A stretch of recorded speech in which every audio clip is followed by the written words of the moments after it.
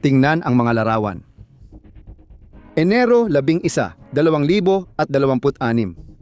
Dagat Caspian. Alas 4 ng umaga, 3 drone ng Ukranya lumilipad sa langit. Lumipad sila ng 950 kilometro tumawid sa Rusya at nadaanan ang depensang panghimpapawid. At ngayon, papalapit na sila sa target. 3 oil platform ng Lukoil ang nagpapapump ng libu-libong bariles araw-araw. Kumikita ng milyon-milyong dolyar na pinopondohan ni Putin sa digmaan. Palapit na ang mga drone. Boom! 3 platform, sabay-sabay na atake. Sa 950 kilometro mula sa linya ng labanan, tinamaan ng Ukraine ang sentro ng enerhiya ng Russia sa kabilang panig ng bansa. Pero ang mga pag-ataking ito ay hindi lang pagpapakita ng lakas.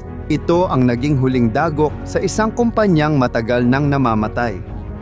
18 araw matapos ang pag-atake, gagawa ang Lukoil ng hindi inaasahan ng kahit sino. Patuloy na manood dahil ipapaliwanag namin kung paano nagawang putulin ng Estados Unidos at Ukraine ang ugat ng digmaan ni Putin nang hindi nagpaputok ng bala. Pero sandali, sa tingin mo drone ang simula nito? Mali. Nagsimula ito sa isang tawag sa telepono 3 buwan bago iyon mula sa kabilang panig ng Atlantiko noong Oktubre ng 2025. Ibinaba ni Donald Trump ang telepono matapos na namang mabigo sa negosasyon kay Putin at sawang-sawa na siya.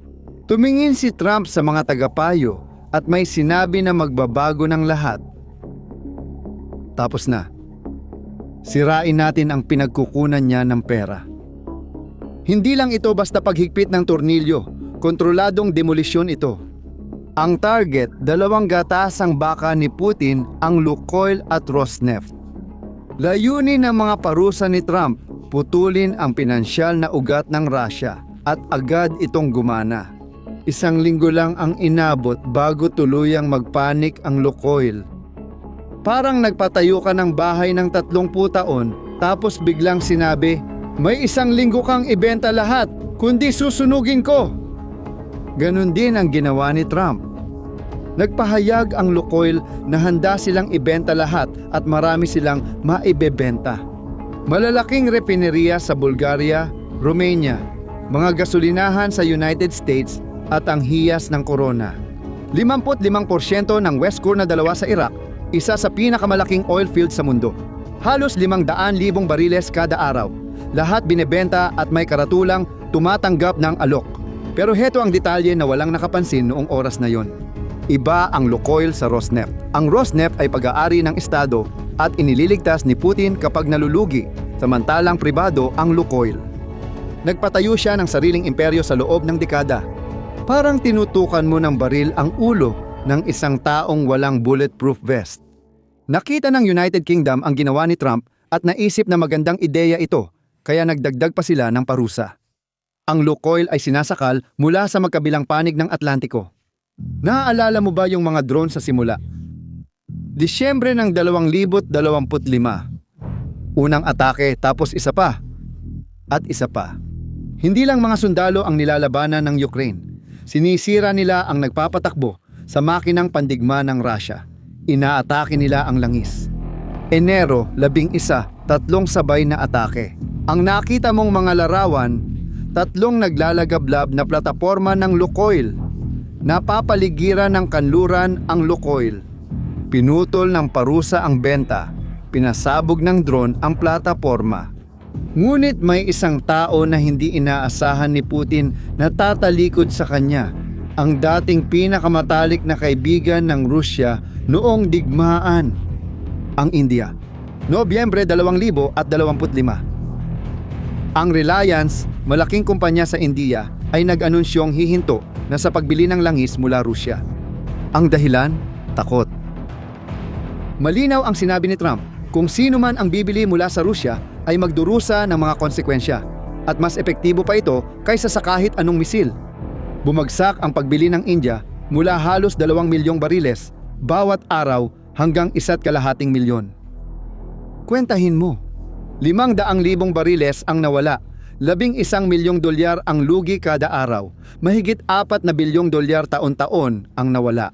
Pera na hindi na kayang buwisan ni Putin at hindi na rin napupunta sa pondo ng digmaan. At ang presyo, dito nagiging sobrang kakaiba ang kwento. $22 kada bariles. Ibinibenta ng Rusya ang langis nila sa halagang $22. Alam mo ba kung kailan huling naging ganyan ang presyo ng langis? 2020, panahon ng pandemya. Noong tumigil ang buong mundo. Si Putin ay tumatanggap para sa langis ng Rusya ng parehong halaga na natatanggap niya mahigit 20 taon na ang nakalipas. Parang bumalik ang panahon at nabura ang 20 taon ng paglago. Alam mo ba ang nangyari sa Rosneft? Ang higanting kumpanyang pag-aari ng Estado. Bumaba ng 70% ang kita. At nangyari ito bago pa tuluyang ipatupad ang mga parusa noong Oktubre. Bumagsak ang produksyon ng langis ng Rusya noong 2025 sa pinakamababang antas sa loob ng 16 na taon na hindi pa naranasan mula 2009. May malupit na kabalintunaan, malakas ang rublo rito, 17% mas mataas kaysa inaasahan ni Putin.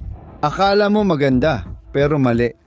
Kung dolyar ang benta mo, pero rublo ang gastos, masakit kapag malakas ang rublo dahil mas kaunti ang halaga ng bawat dolyar mo pag pinalit sa rublo. Ayon sa mga bangko ng Russia, bawat pagbaba ng presyo ng langis ay nag-aalis ng bilyon-bilyong dolyar na kailangan ni Putin para sa digmaan. Lukoil ay nahihirapan, mga parusa na sagabal sa benta, drone na sumasabog sa plataporma, nawala ang India, bagsak presyo, at malakas ang rublo. Perpektong pagkubkob ito. Pagkatapos, nagkaroon ng ideya ang mga ehekutibo ng Lukoil. Isang desperadong ideya. Pumunta sila sa Kremlin, may takip sa kamay, literal na nagmamakaawa. Gusto ng Lukoil na baguhin ng gobyernong Ruso ang mga patakaran sa buwis. Dahil sa pagbagsak ng presyo, kailangan nilang magbayad ng $170 milyong sa gobyerno. Pera na wala sila. Imahin mo ang eksena. Mga ehekutibo ng isa sa pinakamalalaking kumpanya ng langis sa mundo, nakaupo sa isang silid sa Kremlin, nagmamakaawa ng tulong. Pinakinggan ng gobyernong Ruso ang lahat. Bawat argumento, bawat numero, bawat pakiusap. At wala silang ginawa. Walang tulong, walang ginhawa, walang pagbabago. Malinaw ang mensahe, nag-iisa kayo. Bahala na kayo. At pagkatapos, ika-29 ng Enero, 2026. 18 araw matapos ang 3 atake sa Dagat Caspian at katahimikan, sumabog ang bomba. Nag-anunsyo ang Lukoil, isang anunsyo na ikinagulat ng buong mundo, isang kasunduan. 22 bilyon. Ibinenta ng Lukoil ang buong internasyonal na imperyo nito. Repinerya, gasolinahan, oil field, dekadang pinaghirapan, at bilyong pamumuhunan. Lahat. At ang bumili? Dito nagsisimula maging mas kahanga-hanga ang kwento. Isang Amerikanong investment firm, Carlyle Group, na nakabase sa Washington. Hayaan mong lumubog yan saglit. Ang Lukoil na may 2% ng langis sa mundo ay nilipat lang ang internasyonal na punong tanggapan mula Moscow sa Washington. Mula kay Putin kay Trump, Kremlin sa White House, dating magkaaway ngayoy magkaalyado. Kasama sa kasunduan, halos lahat ng itinayo ng Lukoil sa labas ng Rusya. Ibinenta ang mga refinery sa Bulgaria at Romania, mga gasolinahan sa United States at oil fields sa Iraq. Ekonomikong sakuna ito para kay Putin.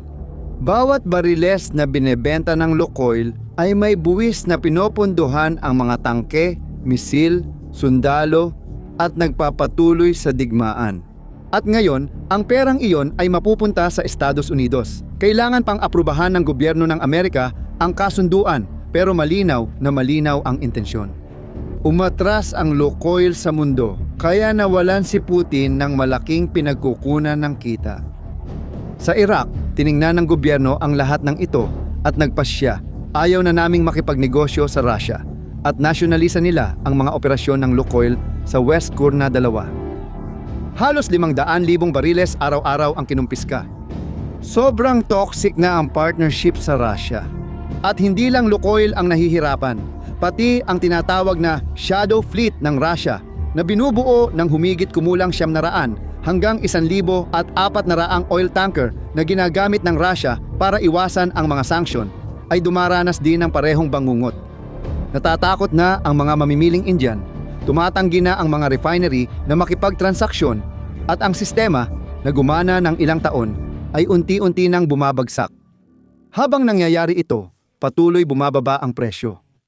$34 kada bariles ang karaniwang presyo ng langis ng Russia, mas mataas na ngayon mula sa dating $22.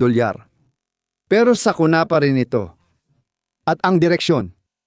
Isa lang ang direksyon. Pababa. Lalong tumataas ang presyon.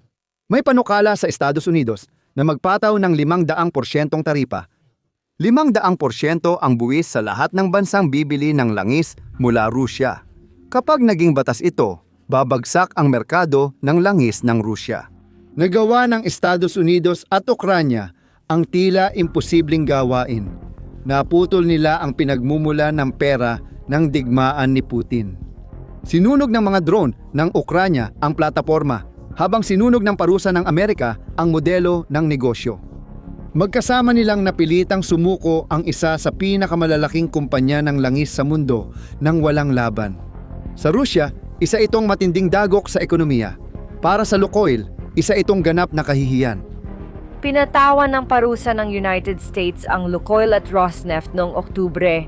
Kasama ito sa pagsisikap ni Pangulong Donald Trump na pilitin ang Rusya sa kasunduan para wakasan ang sigalot sa Ukraine. Para kay Putin, isa pa itong senyales na sobra na ang gastos ng digmaan. Ang digmaang ito ay hindi lang napapanalunan sa labanan gamit ang tangke at misil, kundi pati sa pamilihan ng langis, presyo ng bariles, mga opisina sa Washington, at command center ng drone sa Ukraine. At ang Lukoil ay kakapagtibay lang nito sa pinakamalalang paraan. Gusto kong malaman ang opinyon mo. Sa tingin mo ba mas epektibo ang mga ekonomikong parusa kaysa sa karaniwang digmaan?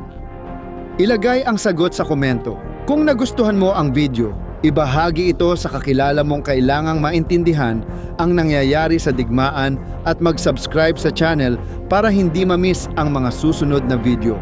Hanggang sa muli.